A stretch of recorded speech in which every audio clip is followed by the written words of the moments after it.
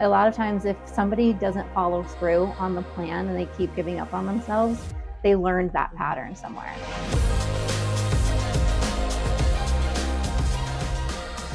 All right, for all of you high achieving leaders, you women that just get after it day after day.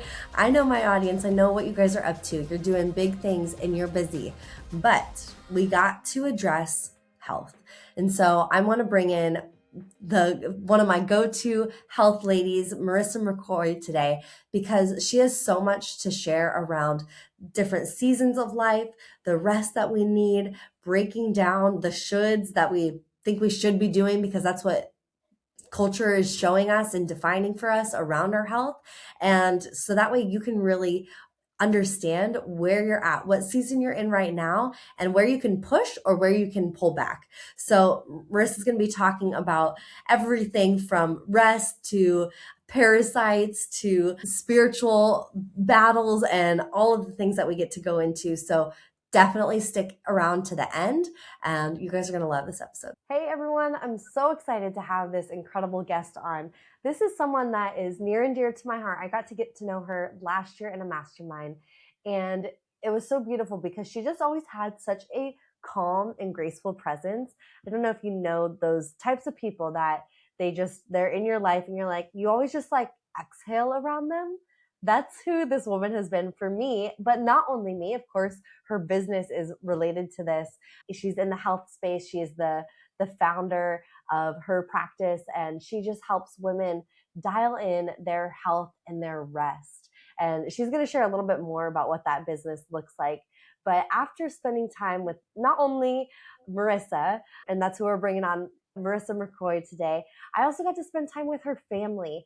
And I really want to bring people on to this show that have the fruits of the spirit.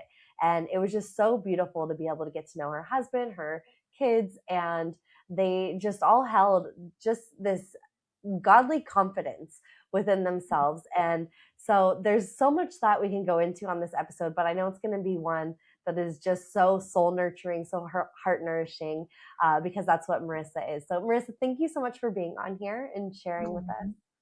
Thanks for having me. That was a really sweet introduction. I just love you.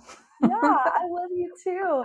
So I had to go into like the heart space because there's just, and everyone, the listeners, you're going to just fall in love with this woman. You're going to want to follow her and all the things because she has such a clear message around how she helps women specifically. But Marissa, why don't you share a little bit more about the work that you're doing right now and what you're most excited about? Well, in the last 5 years, I actually stepped into the physical health space, whereas the previous, 20, I'm 43. I have a psychology background and then have been in ministry for a long time, really meeting women at the altars and doing inner healing, deliverance, the soul side. And now shifting into the physical health side, I'm a holistic practitioner, got trained in functional testing. So we can help women with their health around hormones, gut health. And I always mix in stress and nervous system because they are very much intertwined into all aspects of our health. Mm-hmm. It's so true. And I just love that you have such a holistic approach in what you're doing. But let's unwrap your story a little bit, because you sort of have this like amazing story around the travels that your family has gone on and the different ways that God has guided you into different literal states, and experiences. So can you share a little bit about what that has looked like? And maybe if you want to share like a word that God's really pressing on your heart right now. All of that has been out of obedience, and it definitely hasn't been easy, but it's always produced very fruitful on the back end, whether it was to be positioned around certain people that we needed in our life or being around people who needed something we were carrying, partially assignment, sometimes it's rest, and positioning for our family to thrive. My husband and I both love adventure, and we decided to incorporate that love for travel into our family unit. And it's created a really awesome culture in our family where I feel like it's actually helped our kids be more resilient and not afraid of risk, because being married to an entrepreneur and somebody who is not afraid of risk, it's actually good that we have like those different sides. And then bringing the actual like tangible physical adventure, like when we did an RVing trip in 2022, we found ourselves in Colorado in Uray, and we had heard the thing to do was jeeping. Neither of us have ever done it. And they literally, just as long as you have enough insurance, will let you take a Jeep on the side of a cliff up a huge 14,000 peak. And I thought, yeah, sounds amazing. Let's go. And as we inched closer and closer, I literally had like a physical fear reaction. So it's funny on the back end, you're like, oh my gosh, that was amazing. But sometimes when you're in it, and that is, maybe a now word for any woman entrepreneur who is like in the thick of it or thinking about launching, that fear can really try to overtake you. But the cool thing is like with the right amount of safety and good encouragement on the other end, you have an amazing story to tell. That's so good. And so your something that you and I have talked about is this experience of rest. And so for someone that might be going through that stretchy season of doing something new, having that like physical experience of like, like this is a lot. Where does Mm-hmm. rest play in? Because sometimes I think for high achieving women, it's like, well, I got to stay in action and like kind of do the thing, which is important. But how do you kind of find that balance and with the women that you're working with? Yeah, I think I'll speak more generally to my experience in knowing that you have to know what season you're in, and that ebbs and flows.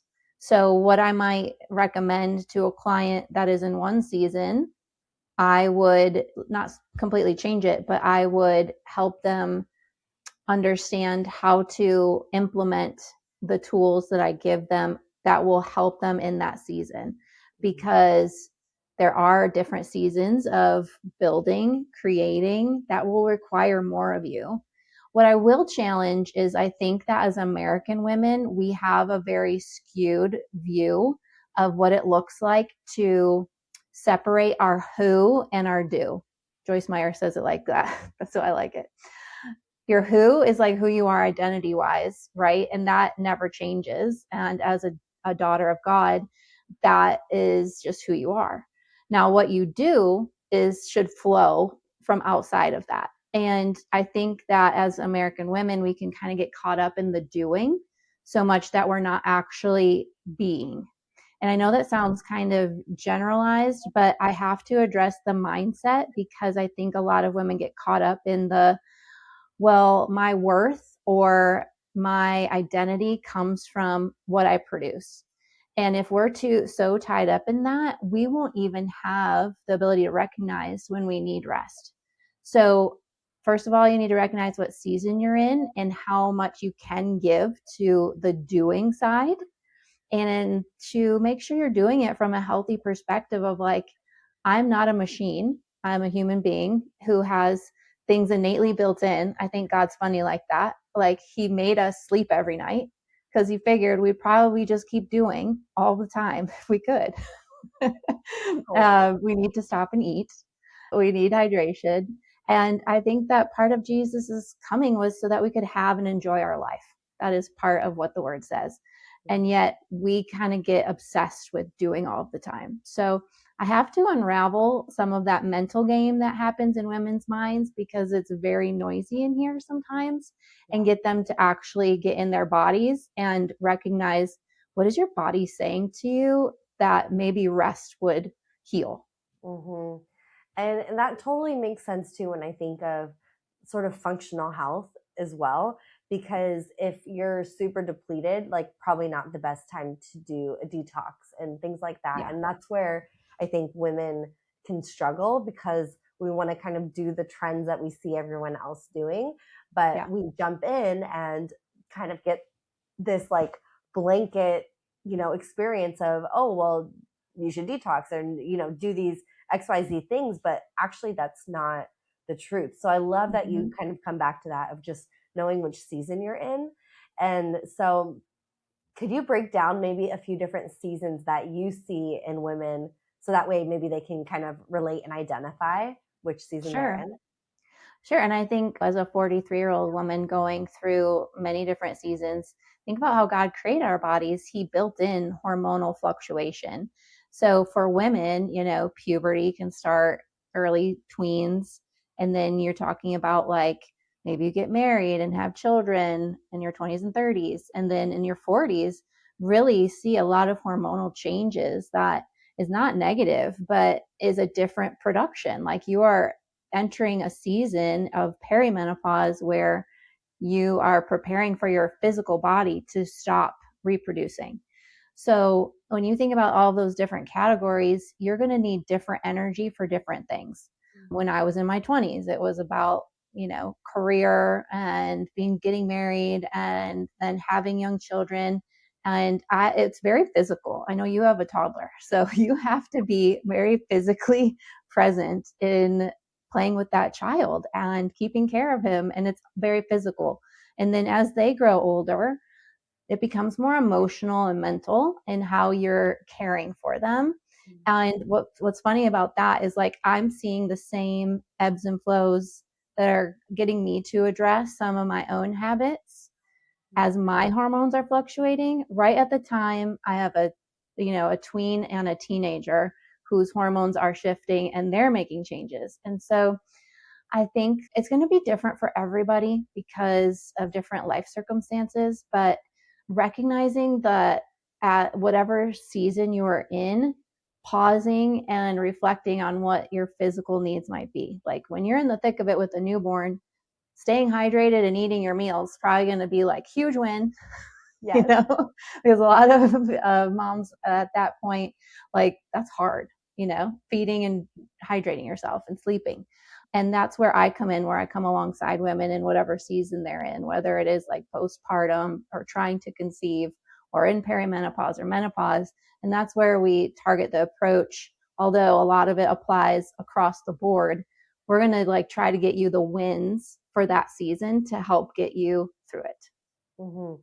That's so good. And just really like changing the expectation of what each win is for each season. I think that's so helpful Mm-hmm. because as women, we do hold these high expectations for ourselves. And so I think, like looking back, you can say, oh, well, when you have a newborn or young kids, a win is like eating and sleeping, Yeah, right? But sometimes literally. if you're in it, it can feel like this is all I can do. Like, shouldn't I be able to do more? And it's like, Right. no. So Do actually you notice the lowering, word you said? You said should.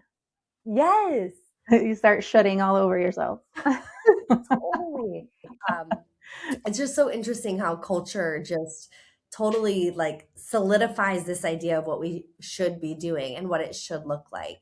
How do you personally, but also how do you walk other women through like dealing with the shoulds in their life and letting them go? Like if you're feeling a Mm. should, for instance, right now we are in a huge builder season, and I get that. And like we're like out of the newborn phase. We're like, okay, maybe we're gonna expand the family, but we're building. I have lots of energy. It's very physical.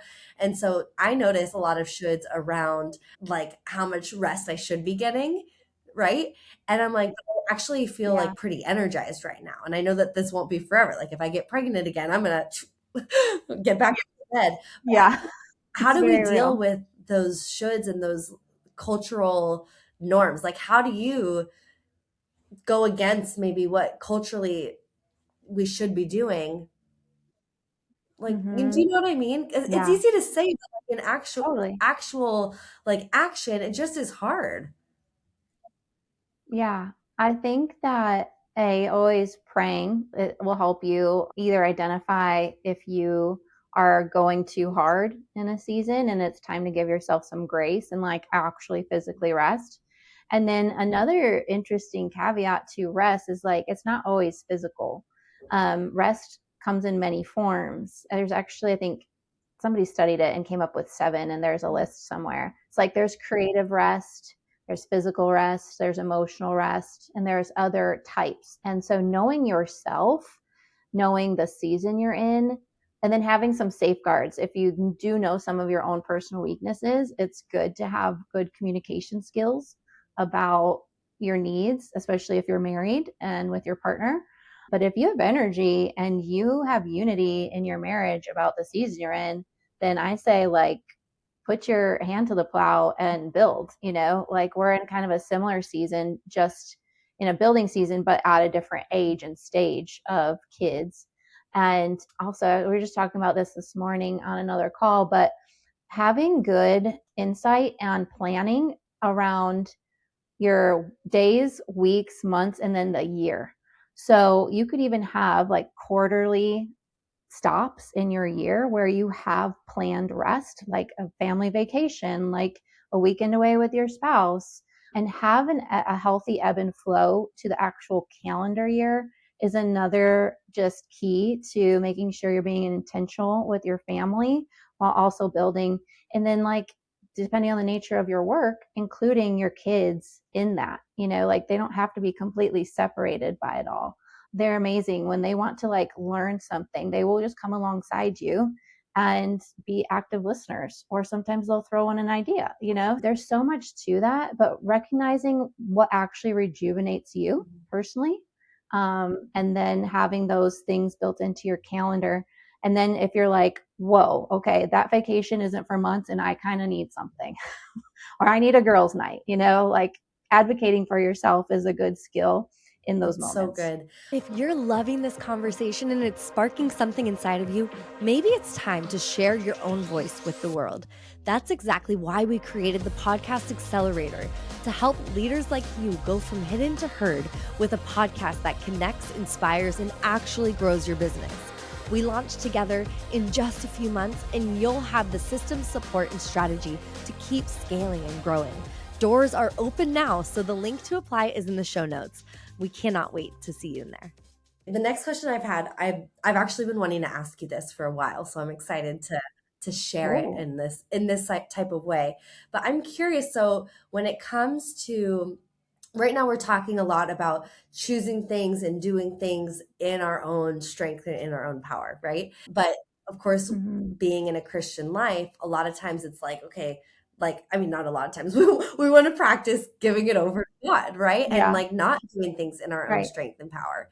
This is a very like now thing that I'm currently experiencing just every day. I'm like, oh yeah, wait, I'm trying to hold this on and carry this myself. No, God, like this is yours, right? So I'm Yeah. curious with that. Now we have functional health coming in, or any health practices where we are taking action. And again, it's this similar thing. Like, I feel like that's a good thing that we should be doing, is taking action and taking our health in our own hands and being like, this is what I can control. This is what I'm going to rest. I'm going to go get the support, all of that. So how do these two things, they feel contradictory to me? And so I'm curious, from your perspective as a very strong, leader in the faith, but also as someone who's empowering women to take hold of their health, how do you work this out? Well, they're like two sides to the same coin, right? They're not two differing ideas. And I think that what I've realized is taking care of our health is actually stewardship. And if you don't get to that point of seeing how amazing and miraculous your body is, it's something he gave you. And it is literally a walking miracle. And, when I was younger, I used to think like, oh, well, I can pretty much eat whatever and, I'm fine, because that's kind of like immaturity. And then maybe you start your faith journey and you're like, well, God will take care of me, and he will. But as you mature, you realize and just have a different perspective on things like your own health. And that's where I definitely pray. Like, if there is something wrong with a client, then we're going to pray that God would simply heal that thing. But I also firmly believe in that there is a stewardship component to walking into wanting better health. And I will say that, just like God didn't make sin, we opened that door. Health and the matters around health in 2026 are things that are, some of the things are beyond our control, but that doesn't mean that God is going to just leave us there. He's giving us new tools to steward our health. So I would also think of it like money. Like, do you constantly have to need a miracle for God to come through? At some point, He teaches you, He gives you discipline because He loves you so that He can bless you instead of you constantly living in chaos so that you constantly need a miracle. He loves us too much to make us not grow up in our mindset and mature and see those things as stewardship versus constantly needing Him to come through. Does that make Totally. sense? Like, we should be fully dependent on Him while also walking in wisdom and stewardship. That's really good. That's really good. Yeah. I think it's it's an interesting piece, and I think that's why it actually is so important to work with people that are of faith if you're Mm-hmm. seeking more of God and wanting to walk more with him, because I think it is such a fine line that other practitioners don't bring those components in. So I love your perspective on that, and thanks for sharing. I'm curious. Yeah, it was a great Yeah, question. I'm curious if there's like something that you see consistently across the board with the women that you're working with, where you're like, I wish everyone knew this. You like, is there a misconception that you see kind of gets like broken open or changed or shifted pretty often that you just wish people knew? I think that a big one on gut health would be that everybody has parasites and it's not gross or weird. You just have to have the tools to know how to get rid of them Mhm. properly.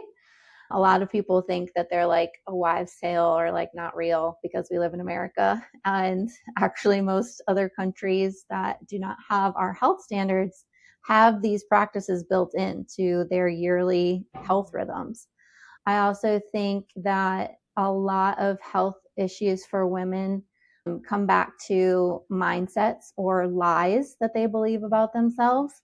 So, a lot of what happens inside of the coaching aspect is sometimes you have to invest in testing to overcome your own stubbornness and to put some skin in the game. Like based off of symptoms, I could probably tell you what's going on, but I do testing so that we can get more precise, but also for women to actually invest in their own health.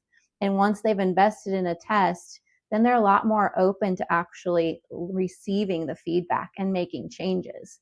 And it's kind of sad that some of us are like that. I know I'm like in there. I'm not exempt from this issue that a lot of women have.